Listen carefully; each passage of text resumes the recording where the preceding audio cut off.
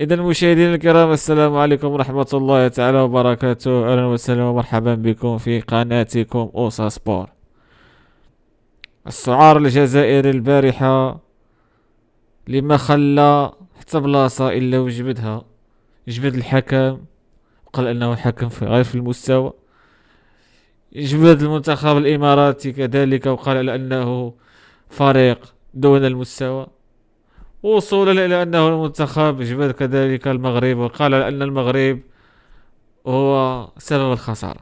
نظرية المؤامرة مشاهدينا الكرام دائما عند هذه الدولة هذه وعند هذا الفريق هذا. أنا مشاهدينا الكرام ما عرفتش علاش أن هذا كل ما يقع شيء للجزائر إلا والمغرب هو السبب. في حال أن المغرب هو اللي شرى الحكم، في حال أن المغرب هو اللي لعب المقابلة مشاهدينا الكرام. وما كينساش لأن المغرب حتى هو مر بنفس الطريقة أو أكثر من هذه الطريقة. المنتخب المغربي وصل متأخرا مشاهدينا الكرام إذا عقلتوا في الجولة الأولى. مشاهدينا الكرام، المنتخب المغربي إذا كان المنتخب المغربي هو اللي قاد هذه العملية هذه، فلما غادي نتفكروا أن حمد الله خدا الحمراء مشاهدينا الكرام، وغنتفكروا كذلك على أن طارق السوداني أصيب إصابة بليغة واللي كنتمنوا له الشفاء مشاهدينا الكرام. في هذا الفيديو غادي نشوفوا مشاهدينا الكرام تحليل برك علينا من الجزائر. غنشوفوا التحليل الرصين من الجزائري اللي كيقول كلمة حق في المنتخب المغربي استعدادا لمواجهة المنتخب الإماراتي في نصف النهائي من كأس العرب لهذه السنة. لنشاهد مشاهدينا الكرام. آخر بين المنتخبين الإماراتي والمغربي. حكيم، منتخب المغرب عانى صعوبات كبيرة جدا في تحضير لهذه البطولة، حتى الفريق حضر من دون لاعبين أجنحة، حضر بأربعة لاعبين في الخط الهجومي الأمامي. طرد حمد الله بالبطاقة الحمراء، غاب لمباراتين. تسودالي أصيب في مباراة المنتخب السوري وهو ارتجاج في الرأس وغالبا سيغيب على المنتخب. وليد أزارو هو الخيار الوحيد الذي ظهر وسجل هدف الانتصار على المنتخب السوري. منتخب كل ما يملك حارسي مرمى أو ثلاث حراس مرمى، خط دفاعي وخط وسط فقط. هذا كل شيء بالنسبة للمنتخب المغربي. يعني انت راك تنوم. وحتى في المغرب يا كابتن يقولون ماذا؟ يعني عجب العجاب أن هذا المنتخب يصل إلى الدور نصف النهائي. يعني انت راك تنوم في المنتخب الاماراتي. يا كابتن الله يهديك، الساعة 12 ونص بالليل كيف انوم؟ يا يوسف كلمة سر المنتخب المغربي والسكتيوي. الألعاب الأولمبية أين وصل مع المنتخب المغربي؟ كلمة سر المنتخب المغربي طبعا في طارق سكيتوي مشاهدينا الكرام، ولا ننسى هذا الانسجام ديال الفريق مشاهدينا الكرام. رغم خروج حمد الله بالبطاقة الحمراء مشاهدينا الكرام، دار الكارت الحمراء في المباراة ديالو مشاهدينا الكرام، ورغم بحال اللي قلت في السابق طارق السوداني أصيب إصابة بليغة مشاهدينا الكرام، إلا وأن المنظومة اللي دار طريق سكيتوي مشاهدينا الكرام كانت منظومة كافية أنها تحقق الانتصار. حريمات وما أدرك ما حريمات، بولوكسوت وما أدرك ما بولوكسوت، إضافة إلى وليد أزارو مشاهدينا الكرام. هذا في غياب مجموعة من اللاعبين مشاهدينا الكرام اللي ما تسحت لهمش الفرصة أنهم يشاركوا في هذه المسابقة هذه مشاهدينا الكرام، واللي كان لولا أنهم يشاركوا كانت غتكون إضافة كبيرة للمنتخب المغربي في كأس العرب. إذا مشاهدينا الكرام، ماشي الطريق السكيتوي وإنما منظومة كاملة شاركت مشاهدينا الكرام في إعداد وفي إنجاز إلى حدود هذه اللحظة هذه أنه يكون الفريق في نصف النهائي في مواجهة مع الإمارات.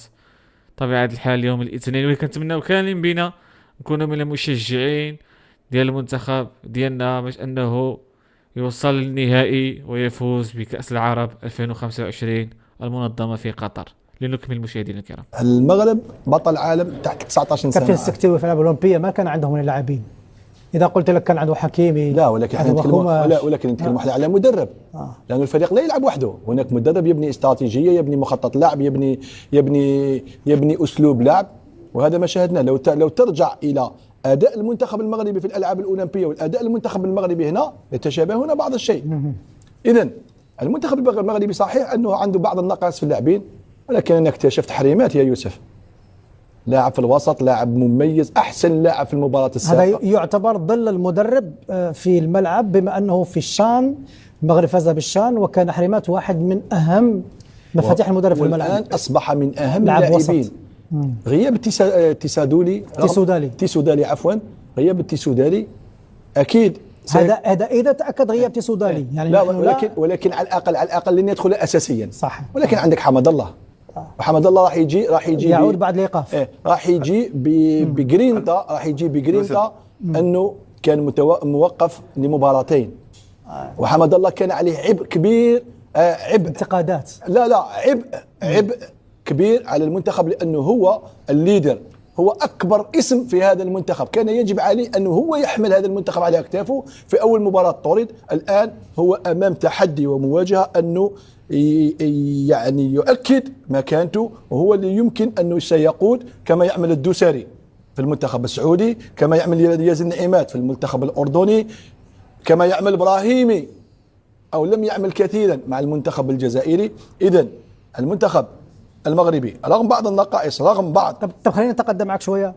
يعني صفه الاوتسايدر، صفه الفريق الذي في الظل لا يتحدث عنه كثيرون. والله راك تخفف في ضغط كبير نتاع المنتخب المغربي يا كابتن. خليني اسالك فقط انك تخفي اوراق المنتخب المغربي. هل تعلم يا كابتن حتى لنقل اعلاميين رسميين لم يرافقوا هذا المنتخب؟ هذا يعني بانه الضغط بنسبه كبيره كان خفيفا على منتخب المغرب، الذي لا يعلم الكثيرون، لا اللاعبين، لا تفاصيل اللاعبين، لا تفاصيل الإصابات، لا تفاصيل الجاهز من الغائب.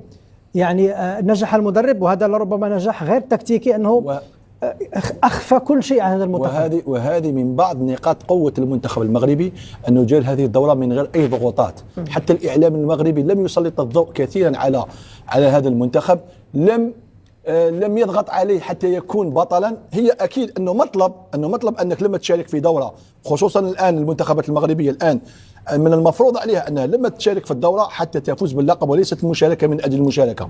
لكن الضغوطات لم تكن كبيره على المنتخب هذا، بقياس انه اللاعبين كانوا من يعني ضغوطات كابتن فيه من الصف هو لا في ضغوط كابتن في ضغوط. اذا مشاهدينا الكرام، الضغوط قائمة على المنتخب المغربي.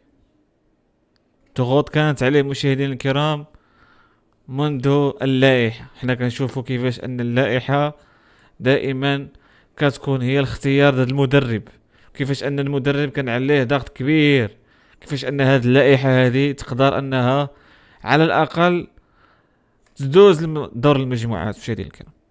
واليوم كنشوفوا على ان هذه المنظومة هذه بحال اللي قلت قادرة انها تصنع المستحيل. صحيح ان طارق سكيتيوي اللي كنفتخروا به جميعا استطاع انه يفوز بالاولمبياد، استطاع كذلك المنتخب المغربي ما دون 21 سنة انه يفوز بكأس العالم امام الارجنتين. هذه هي المنظومة ديال المنتخب المغربي.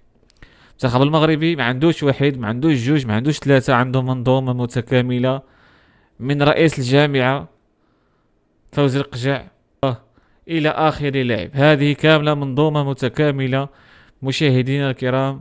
للمغرب دائما ما كيسعى أنه تكون عنده منظومة قبل أي حاجة، وأنه يسعى أن يكون المكان المناسب في المركز المناسب، وأن دائما نكون عند حسن الظن الجمهور المغربي.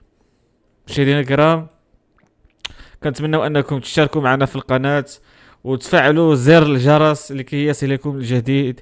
إلى هنا تحيات أستاذ سبور، والسلام عليكم.